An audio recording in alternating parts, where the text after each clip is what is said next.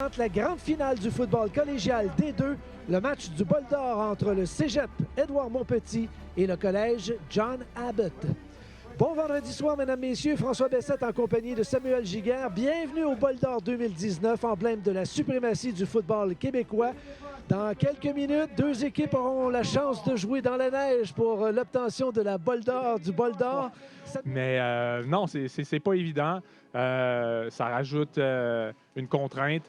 Mais en même temps, l'an dernier, c'était la même chose. On dirait qu'au mois de novembre, maintenant, la neige arrive très tôt. Puis je pense que les deux équipes sont quand même prêtes. Je regardais durant le réchauffement, malgré qu'il y ait de la neige, malgré que la surface soit gelée, les jeunes glissaient pas sur le terrain. Je les voyais là, faire leur cote, rentrer, sortir, puis sans glisser, sans trébucher. Donc, on dirait que la surface a quand même une certaine adhérence là, malgré le froid plein neige. Pour votre information, à 15 h cet après-midi, on avait réussi à tout nettoyer. Encore une fois, position parapluie. On était en Trips Week.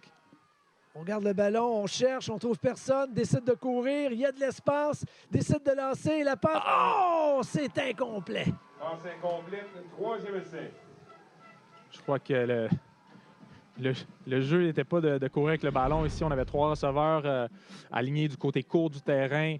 C'est là où le carrière regardait en premier. Je pense qu'il voulait vraiment lancer, mais forcément n'a pas aimé ce qu'il voyait. Donc, a couru avec la balle, puis garder ses yeux là, vers les receveurs, puis a décoché une passe.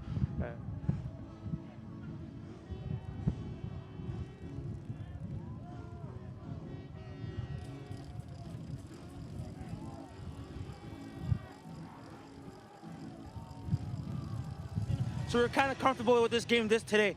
I don't know what to say about that. Nothing I could do without my O-line. I did everything. They did everything for me. My receivers blocked for me. And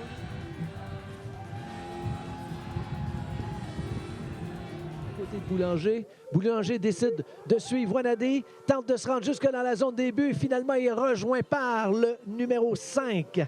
Encore lui, encore un bon jeu défensif de Costa Papanikoulo.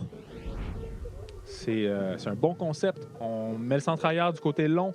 Ensuite, on envoie le porteur avant que le ballon soit mis en jeu du même côté. Comme ça, on a une situation de surnombre. Et puis là, le carrière agit comme porteur de ballon lui-même.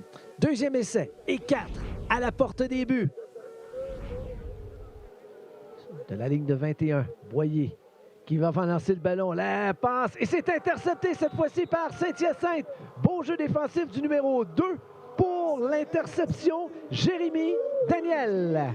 Très bien fait là-dessus de la défensive de Saint-Hyacinthe. On l'a vu, là, on parlait du terrain glacé. On a vu le receveur, au moment de mettre les freins, les pieds n'ont pas suivi. Ça a ouvert la porte au demi-défensif de Saint-Hyacinthe pour venir compléter l'interception. Très gros jeu de Jérémy Daniel là-dessus, qui avait réussi 2 interceptions en saison régulière. C'est une première dans le match. Donc, on le disait, à la bataille des revirements, il faut faire attention. Les deux entraîneurs nous en parlaient.